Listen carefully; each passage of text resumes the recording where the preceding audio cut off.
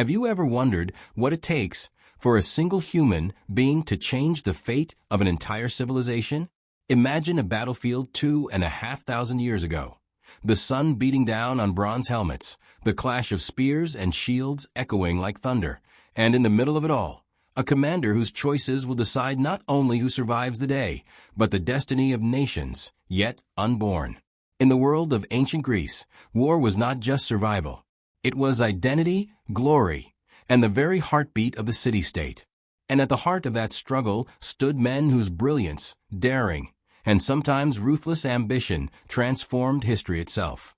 Leonidas at Thermopylae, Themistocles at Salamis, Alexander the Great reshaping the known world. These were not just military leaders. They were storytellers of power, carving their legacy into stone and legend with every decisive move. But here's the question. Were they heroes, saviors of freedom and culture? Or were they conquerors, driven by ambition, leaving trails of blood to secure their names in eternity? Stay with me, because in this journey, you'll meet the men who changed the ancient world forever. And their stories may just change the way you see history. The world on the edge of spears. Picture Greece in the 5th century BC.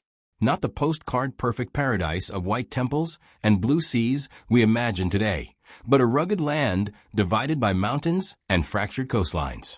City-states, Athens, Sparta, Corinth, Thebes, sprang up in valleys and along the shores, each fiercely independent, each with its own government, traditions, and ambitions. They shared a language, a religion, and a deep pride in being Hellenes. But they were far from united. Rivalry was baked into their DNA. And yet, one thing bound them together, the art of war. If you were a citizen of a Greek city-state, battle wasn't just something that happened occasionally. It was the ultimate test of your honor. From the age of a teenager, you were taught to march in step, to hold your shield steady, to stand shoulder to shoulder in the phalanx. The Greek phalanx was no loose mob of fighters. It was a wall of bronze and muscle. Each man's shield protected not only himself, but the man beside him. Unity was survival. But imagine the feeling. You're there, standing in the summer heat, your helmet pressing into your skull, your vision narrowed by bronze eye holes. All you hear is the muffled thump of your own heartbeat. Then, suddenly, the crash. Shield against shield, spear against flesh. The ground shakes, and for a few terrifying moments, your life depends entirely on the discipline of the men beside you. This was the Greek way of war. Brutal, simple, decisive. But soon, it would be tested against something far greater than intercity rivalry. The shadow of Persia. Across the Aegean sea lay a colossus. The Persian Empire stretched from modern-day Turkey to the edge of India. Its kings commanded vast armies, endless resources, and the loyalty of countless subject peoples. To the Greeks, Persia seemed almost godlike in power. But Persia also had ambitions, and those ambitions pointed west. The first clash came in the early 5th century BCE, when Greek cities in Asia Minor, under Persian control, revolted. Athens and other city-states sent aid, angering King Darius of Persia. To punish these meddling Greeks, he sent an expedition across the sea. The year was 490 BCE. The place, a plain called Marathon. And here enters our first great figure, Miltiades and the gamble at Marathon. Miltiades was no ordinary general. He had lived in the Persian Empire for years, studied their methods, and understood their strengths. When the Persians landed at Marathon with perhaps 25,000 men, the Athenians could muster only about 10,000 hoplites. Outnumbered, nervous, waiting for reinforcements from Sparta that never seemed to arrive, the Athenians stood at the edge of annihilation. But Miltiades proposed something shocking. Instead of waiting for the Persians to march on Athens, he convinced his fellow generals to attack them on the plain. It sounded insane. Who would charge straight at an army famous for its archers, whose arrows could blacken the sky? Yet Miltiades understood something his fellow Greeks didn't. The Persian army was vast, yes, but its core troops were lightly armored compared to the heavy bronze-clad hoplites. If the Athenians could close the distance quickly, they could smash through. So, on that fateful day, the Athenians ran. Imagine it. 10,000 men charging across the plain, armor rattling, spears leveled, sprinting into a storm of arrows. The world must have held its breath. And then impact. The Persian lines buckled under the sheer weight of the charge. The Athenians crushed their center, flanked their wings, and within hours, the great empire had been humiliated. 6,000 Persians lay dead. Only 192 Athenians had fallen. The Battle of Marathon became legend. It was proof that Persia could be beaten. And it gave the Greeks something far more dangerous than weapons: belief. But if you think the Persians would simply walk away after such an insult, think again.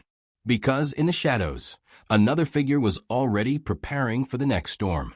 Themistocles, the mastermind of the sea. If Miltiades was the bold gambler of Marathon, Themistocles was the long-game strategist. Ambitious, clever, sometimes devious, he saw what many of his fellow Athenians did not. Marathon had been a victory, yes, but Persia was far from finished. Another invasion was coming, and this time it would be bigger, stronger, unstoppable. Themistocles believed Athens needed a new weapon, not hoplites, but ships. He argued for the construction of a vast navy of triremes, sleek warships powered by 170 rowers, capable of ramming enemy vessels with deadly force. But convincing his fellow citizens wasn't easy. Ships were expensive, manpower consuming, and Athens was still a land-based power. Why sink precious silver into wood and oars? Here's where Themistocles showed his genius. Athens had recently discovered a rich vein of silver in nearby mines. Most citizens wanted to divide the profits, but Themistocles persuaded them to invest it in building 200 triremes. He didn't say it was to fight Persia. Instead, he cleverly claimed it was to protect Athens against its local rival, Aegina. By playing on their jealousy, he got his way. And so, Athens built a navy unlike anything Greece had ever seen. Why does this matter? Because a decade later, when Persia returned, this time under King Xerxes with an army perhaps 250,000 strong and a fleet to match, it would be Themistocles' foresight that saved Greece. But that part of the story belongs to the next chapter, a chapter filled with last stands, impossible odds, and a naval battle that would echo for millennia. For now, remember this. Miltiades showed Greece that the impossible was possible. Themistocles prepared them for the impossible yet to come. And together, these men laid the foundation for a clash that would define not only Greek history, but the story of Western civilization itself. The gates of fire and the sea of destiny. The year was 480 BC. Imagine the scene. Across the Aegean Sea, the horizon darkened with sails. Thousands of Persian ships carrying supplies, soldiers, and the weight of empire itself advanced toward Greece. Behind them marched an army so vast that ancient writers compared it to a swarm of locusts. King Xerxes, son of Darius, had vowed to avenge his father's humiliation at Marathon and to crush Greece once and for all. The Greeks knew they could not face such a force head-on. So they gathered in council, arguing, bickering, fearful and proud. Athens urged a naval defense. Sparta, the land power, demanded to meet the enemy on the ground. In the end, they compromised. They would fight the Persians in two places, on land at a narrow mountain pass called Thermopylae, and at sea nearby. It was here that myth and history collided. Leonidas and the Last Stand. Thermopylae, the Hot Gates. A narrow strip of land squeezed between steep mountains and the sea. For any invading army, it was a choke point, a place where numbers mattered less than courage. And standing at this pass was a Spartan king, Leonidas. Leonidas was no reckless fool. He knew the Persians would overwhelm them eventually. But he also knew that a delaying action here could buy time. Time for the Greeks to rally. Time for Themistocles' naval plan to take shape. With him stood 300 of Sparta's finest warriors, men raised from birth to fight, to endure, to die if necessary for their city. Alongside them, a few thousand allies from other city-states. Now imagine the moment. The Persian scouts arrive, expecting a clear road south. Instead, they find a wall of bronze shields and crimson cloaks. the Spartans calm, unshaken, even laughing at the odds. When Xerxes demanded that the Greeks lay down their arms, Leonidas' reply would echo through history. Come and take them. The battle raged for days. Waves of Persians hurled themselves against the Greek wall, but the narrow pass nullified their numbers. Arrows darkened the sky. The Spartans fought on. Even the elite immortals, the king's crack troops, were driven back again and again. But betrayal would change everything. A Greek traitor revealed a hidden path through the mountains, allowing the Persians to outflank the defenders. Leonidas knew the end had come. So he made a choice. He dismissed most of the allied troops, keeping only his Spartans and a few others. They would fight to the last man. And they did. Surrounded, battered, pierced with arrows, Leonidas and his men fought until they could no longer lift their spears. Their deaths were not in vain. News of their defiance spread like wildfire. Across Greece, it became a rallying cry. Remember Thermopylae. But Leonidas' sacrifice was only half the story. Because while he held the pass, another mind was at work on the sea. Themistocles' trap. The Persian fleet was vast, perhaps 800 ships strong. The Greek navy, thanks to Themistocles' foresight, numbered around 300 triremes. But Themistocles knew that numbers weren't everything. What mattered was where the battle was fought. He chose Salamis, a narrow strait near Athens. Here, the massive Persian fleet would struggle to maneuver, its size becoming a weakness rather than a strength. But convincing his fellow Greeks to fight there was no small task. Many wanted to retreat to the Peloponnese, abandoning Athens to its fate. So Themistocles resorted to trickery. He secretly sent a messenger to Xerxes, pretending to be a traitor, claiming the Greeks were about to flee. Xerxes, hungry for a decisive blow, rushed his fleet into the strait. The trap was set. Now, picture the dawn at Salamis. The Persian ships crowded into the narrow waters, oars clashing, captains shouting. The fleet tangled in confusion. Suddenly, from the shadows, the Greek triremes surged forward, bronze rams smashing into Persian hulls. Themistocles' plan worked perfectly. The Persians could not use their numbers, while the Greeks, fighting on familiar waters, struck with precision. The battle turned into chaos for Persia. Ships sank, men drowned, and even Xerxes, seated on a golden throne on the shore, watched in disbelief as his fleet crumbled before his eyes. By nightfall, the once mighty Persian navy was shattered. The turning tide. Thermopylae was a tragedy. Salamis was a triumph. Together, they became the hinge of history. Persia, though still massive, could no longer dominate the seas. Without naval superiority, their vast army could not be supplied indefinitely in hostile territory. The Greeks had seized the initiative. And what's fascinating is how human this story is. On one side, Leonidas' raw courage, the willingness to die so others might live. On the other, Themistocles' cunning, his ability to see not just the next move, but 3 moves ahead. One fought with spears, the other with deception. And yet both changed the fate of their people. Have you ever wondered how history might have shifted if Leonidas had surrendered? Or if Themistocles' ruse had failed? Would Western civilization, as we know it, even exist? Because here's the thing. If Persia had conquered Greece, there might have been no golden age of Athens, no Socrates, no Plato, no democracy as we understand it. The very foundations of the modern world might have been rewritten. But fate chose otherwise.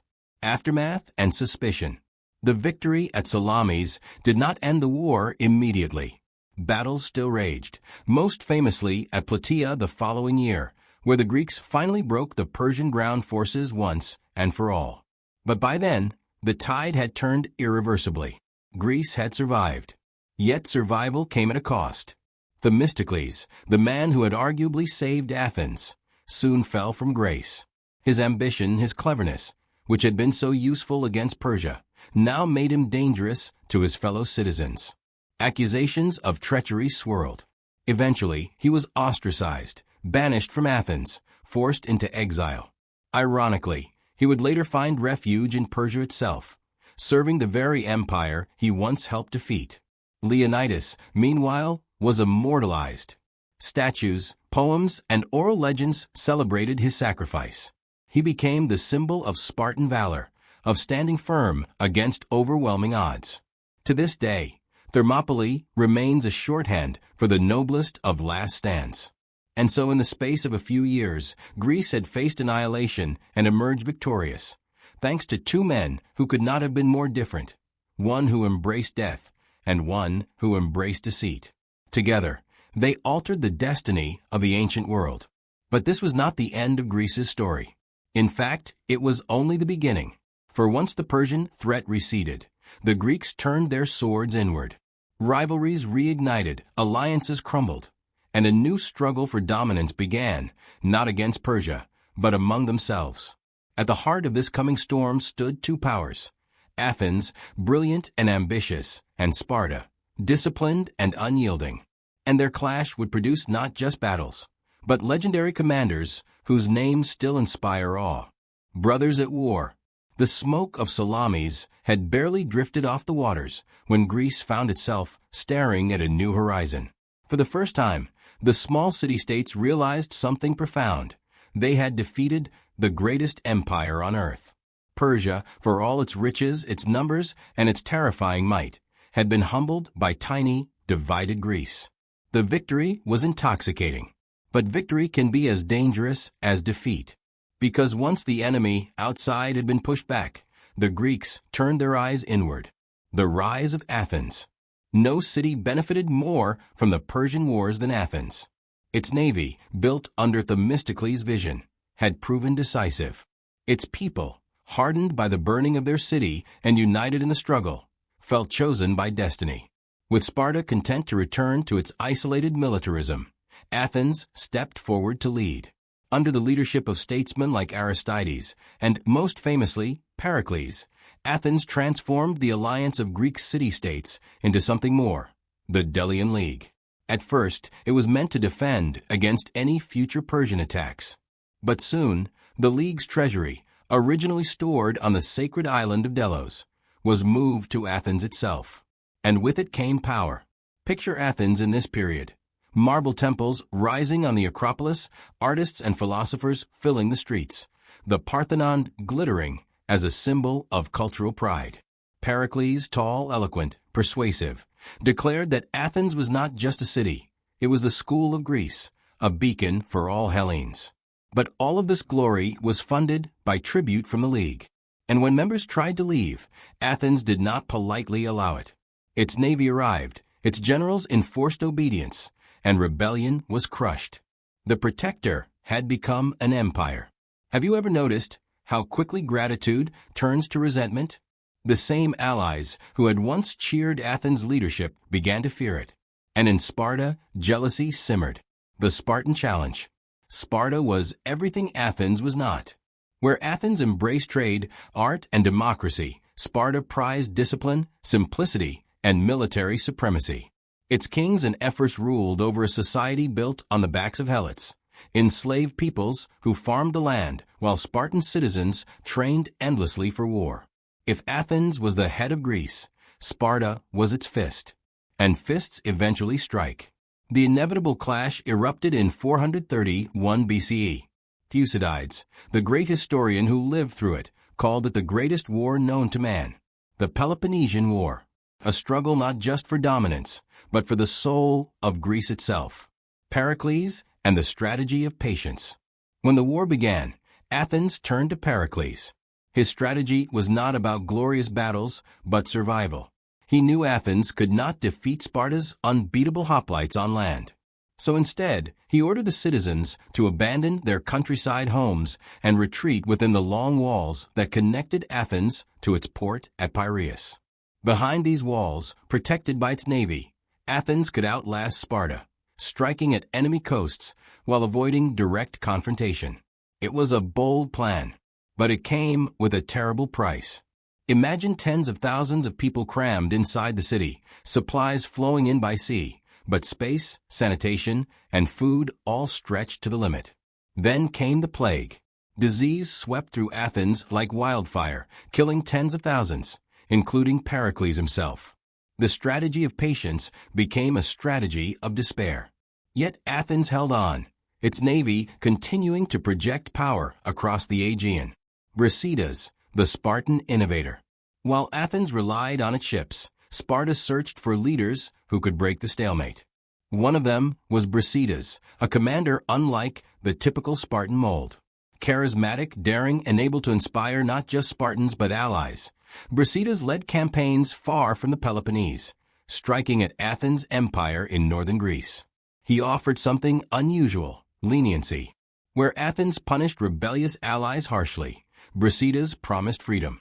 And city after city welcomed him as a liberator. For the first time, Athens felt the foundations of its empire tremble. But Brasidas' career was cut short. At the Battle of Amphipolis in 422 BCE, he met his end in combat. Ironically, so did his Athenian counterpart, the fiery demagogue Cleon. Their deaths paved the way for a fragile peace, the so-called Peace of Nicias. But peace in Greece was never more than a pause. The disaster of Sicily. While Athens licked its wounds, ambition returned. A new generation of leaders, restless and arrogant, sought greater glory. And no one embodied this more than Alcibiades. Alcibiades was everything you'd expect from a man destined to stir chaos. Handsome, brilliant, persuasive, but reckless, arrogant, and untrustworthy. He convinced Athens to launch an expedition far across the sea, to conquer Sicily and the great city of Syracuse. The rewards he promised would be immense: new resources, new allies, a blow to Sparta's influence. But it was a gamble too far. The Sicilian expedition was a catastrophe. Athens sent its fleet, its men, its hopes, and watched them all crumble. The Syracusans, with Spartan aid, trapped the Athenian navy in the harbor. Ships burned. Soldiers were slaughtered or enslaved. It was a loss so staggering that Athens would never truly recover. Can you imagine the despair in Athens? To go from the shining city of Pericles, confident and untouchable, to seeing its fleet destroyed and its soldiers chained in foreign quarries. It was the beginning of the end. Lysander and the fall of Athens. Sparta, sensing weakness, pressed its advantage. And here rose another commander who would leave his mark: Lysander. Unlike many Spartans, Lysander was politically savvy. He cultivated ties with Persia, securing the gold and ships needed to counter Athens' navy. With Persian backing, he rebuilt Sparta's fleet and struck at Athenian control of the seas. The climax came at Aegospotami in 405 BCE. There, the Spartan fleet caught the Athenians off guard, annihilating their ships and cutting off their lifeline of supplies. Starving, isolated, Athens surrendered the following year. The walls that Pericles had once built to keep Athens safe were torn down.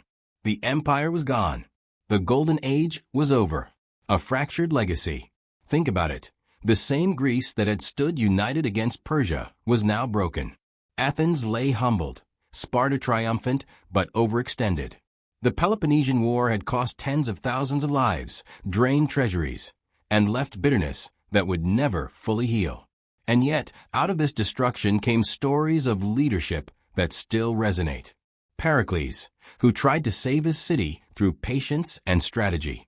Brasidas, the Spartan who showed that diplomacy could win as much as the spear. Lysander, ruthless and cunning, who forged alliances that toppled an empire. Their victories and failures remind us of a timeless truth. Power rarely rests for long in the same hands. Ambition always stirs, jealousy always festers, and war, once unleashed, rarely ends where its makers intended. The world conqueror. The Peloponnesian War had ended, but Greece did not find peace. Instead, the land was fractured, city-states weakened, their treasuries empty, and their faith in unity shattered. Athens, once the jewel of the Aegean, was humbled. Sparta, briefly triumphant, found itself unable to maintain its dominance. Thebes rose, challenged Sparta, and for a fleeting moment under generals like Epaminondas, it seemed a new order might emerge. But even Thebes could not hold Greece together. In this chaos, few paid much attention to a kingdom on the northern edge of the Greek world, Macedonia. To the proud Athenians and Spartans, Macedonians were half barbarians, rough men from a rugged land, more concerned with horses and tribal feuds than philosophy or politics. But they underestimated one man, a man who would reshape the Greek world forever. Philip II, the maker of an army. Philip II came to the throne of Macedonia in 359 BCE, a time when his kingdom teetered on the edge of collapse. Enemies pressed from all sides, rivals squabbled at home. But Philip was no ordinary king. Trained in Thebes as a hostage in his youth, he had studied under Epaminondas, one of the greatest generals of Greece. He took what he had learned and returned to Macedonia with a vision. His genius lay not just in tactics, but in organization. Philip reformed the Macedonian army into a machine unlike any Greece had seen. He created the Macedonian phalanx, a wall of soldiers wielding sarissas, spears twice as long as the traditional hoplite spear. Imagine facing a forest of 20-foot pikes, advancing relentlessly, row after row bristling toward you. No Greek phalanx could withstand it. But Philip didn't stop there. He combined his phalanx with elite cavalry, the companion cavalry, heavily armed horsemen who could strike with speed and precision. He added archers, engineers, siege weapons. It wasn't just an army. It was a combined arms force centuries ahead of its time. Step by step, Philip secured Macedonia's borders, then turned south. The Greek city-states, exhausted from decades of war, could not resist him. At Chaeronea in 338 BCE, Philip and his teenage son Alexander crushed the combined forces of Athens and Thebes. Greece was united, but not in freedom. United under Macedon, the young Alexander. At Chaeronea, Alexander was only 18. Yet even then, he commanded a wing of cavalry with ferocity and brilliance. Those who saw him fight whispered that he was touched by the gods. And in many ways, Alexander believed it himself. His mother, Olympias, filled his head with tales of divine descent, claiming he was the son of Zeus, destined for greatness. His tutor, the philosopher Aristotle, taught him philosophy, science, and politics, but also instilled in him a hunger for knowledge and a sense of destiny beyond Greece. When Philip was assassinated in 336 BCE, cut down in a palace intrigue, Alexander seized the throne. He was only 20. Immediately, rebellions flared across Greece. Many thought the boy king would falter. But Alexander acted with terrifying speed. He marched south, crushed Thebes, and in a display both ruthless and symbolic, destroyed the city as a warning. Only the temples and the house of the poet Pindar were spared. The message was clear: resist Macedonia and be obliterated. Greece bowed. Now Alexander looked east, across the Aegean, where Persia still loomed. For over a century, Persia had haunted Greece. Now, Alexander would carry the war into the empire's heart. The conquest of Persia. In 334 BCE, Alexander crossed the Hellespont with about 40,000 men, a tiny force compared to the vast empire he was about to face. Before stepping ashore, he leapt from his ship, spear in hand, and declared that he claimed Asia as his own. The first great test came at the river Granicus. Persian satraps and Greek mercenaries opposed him, lining the banks with cavalry. The river was swollen, the slope steep, the enemy waiting. Many advised caution. Alexander did the opposite. He charged straight across, leading his companion cavalry into the water, arrows whistling around him. For a moment, the charge wavered. Then Alexander himself drove forward, striking down Persian nobles, rallying his men. By nightfall, the Persians fled. Asia Minor lay open. But Persia would not fall easily. King Darius III, determined to crush this upstart Macedonian, assembled an army said to be twice or three times Alexander's size. At Issus in 333 BCE, the two forces met. The Persian host stretched across the plain, while Alexander's smaller army braced for impact. Darius, enthroned in the center, commanded his empire's might. And yet Alexander had the gift of timing. He feinted with his left, drew the Persians forward, then led his companions in a thunderous charge straight at Darius' position. Panic spread. Darius fled the battlefield, abandoning his family to Alexander's mercy. The impossible had happened. The King of Kings had been routed. The March of Destiny. After Issus, Alexander did not rush to finish Persia. Instead, he turned south, conquering the great coastal cities one by one, ensuring the Persian fleet could no longer threaten him. The siege of Tyre became legendary. The city sat on an island, its walls rising from the sea. Many said it was unconquerable. Alexander built a causeway, dragging stone and timber into the waves, slowly connecting the island to the mainland. Under constant attack, with engineers laboring day and night, the causeway grew. After 7 months, the Macedonians stormed Tyre. It was brutal, merciless. The city fell. From there, Alexander marched into Egypt.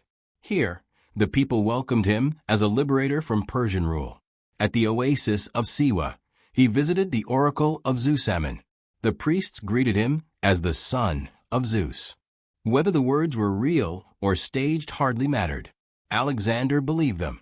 From that moment, he was not just a king. He was divine. But the heart of Persia still awaited. In 331 BCE, at Gaugamela, Darius assembled perhaps the largest army the world had ever seen. Chariots with side wheels, elephants, cavalry stretching for miles. Against this, Alexander had maybe 50,000 men. Outnumbered 5-1, the outcome should have been certain. But Gaugamela became Alexander's masterpiece. He allowed his lines to bend, drawing the Persians forward, creating a gap in their center. Then, at the perfect moment, he led the companions in a wedge, cutting straight toward Darius. Once again, the Persian king fled. This time, the empire itself collapsed. Babylon, Susa, Persepolis, all fell before Alexander.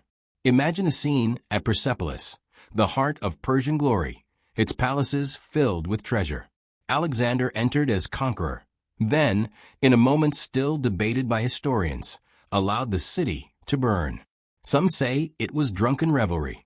Others, a calculated act of revenge for Persia's burning of Athens long ago. The flames lit the night sky, a symbol that the old empire was dead, beyond the known world.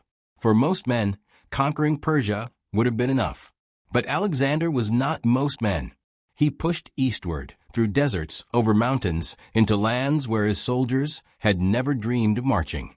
At the Indus River, he faced the Indian king Porus, who brought war elephants to the field, a terrifying sight for men who had never seen such beasts.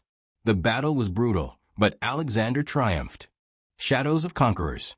Alexander the Great was dead. Babylon, 323 BC. A room once filled with the sound of his commands now echoed with silence. His soldiers, who had marched with him from the plains of Macedonia to the rivers of India, wept openly. They had followed him through deserts, across mountains, into battles where survival seemed impossible. And now, their son had set at only 32 years old. But in the silence that followed his death, chaos stirred. For Alexander, in all his brilliance, had failed to leave behind a clear heir. His only son was not yet born.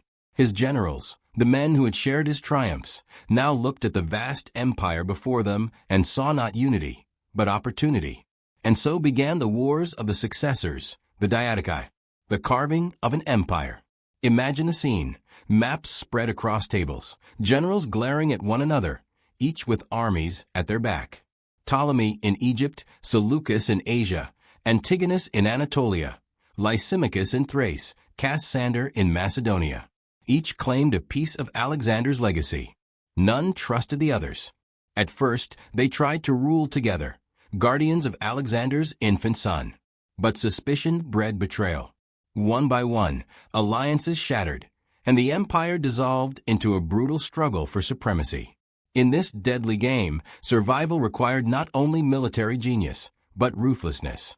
The infant heirs of Alexander, once symbols of continuity, were murdered, swept aside by men who had once sworn loyalty to their king. It was a dark irony. The empire built on unity and vision was torn apart by ambition. Ptolemy, the pharaoh general. Of all the successors, Ptolemy stood apart.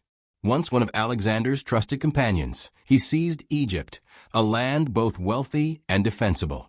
Unlike some of his rivals, he ruled with patience and pragmatism. He declared himself pharaoh, blending Macedonian kingship with Egyptian tradition. Under his dynasty, Alexandria became a beacon of knowledge, home to the great library and a center of science and philosophy. Ptolemy understood something profound. Empires built only on war eventually collapse. His would endure through culture, learning, and stability. For 3 centuries, the Ptolemaic dynasty ruled Egypt, its most famous member being Cleopatra. Centuries later, Seleucus, the master of the East. Seleucus, another of Alexander's generals, carved out the largest share. From Syria to Mesopotamia to Persia, the Seleucid Empire stretched across the heart of Asia. His challenge was holding together a realm so vast, filled with different peoples and traditions. Like Alexander, he adopted elements of Persian rule, creating a fusion of cultures. But the Seleucid Empire was a fragile colossus. Its size was both its strength and its weakness. While it brought Greek influence deep into Asia, it also faced endless rebellions, invasions, and the rising threat of new powers to the east. Antigonus and the struggle for Greece. Back in the Greek world, Antigonus and his descendants struggled to dominate Macedonia and Greece itself. They fought not only against fellow successors, but against the restless city-states that still dreamed of independence.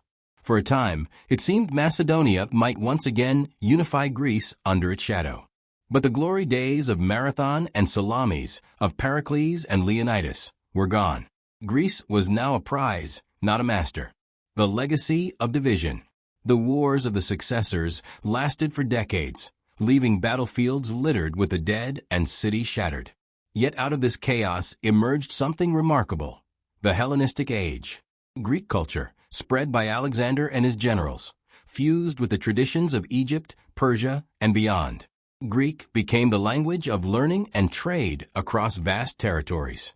Cities like Alexandria, Antioch, and Pergamon became centers of art, philosophy, and science. Archimedes studied in this world. Euclid wrote in it. The groundwork for Roman thought, and later even our own, was laid in the shadows of these conquerors. It is one of history's great paradoxes. While the generals fought to the death for their own glory, they accidentally gave birth to a new era of cultural flourishing. The end of the Greek world. But nothing lasts forever. In the West, a new power was rising, a city on 7 hills, its legions disciplined, its ambition endless. Rome. By the 2nd century BCE, Rome's shadow loomed over Greece. At first, the Greek states saw the Romans as allies against Macedonian kings. But soon, the Romans became masters. In 146 BCE, after the sack of Corinth, Greece was absorbed into the Roman Republic.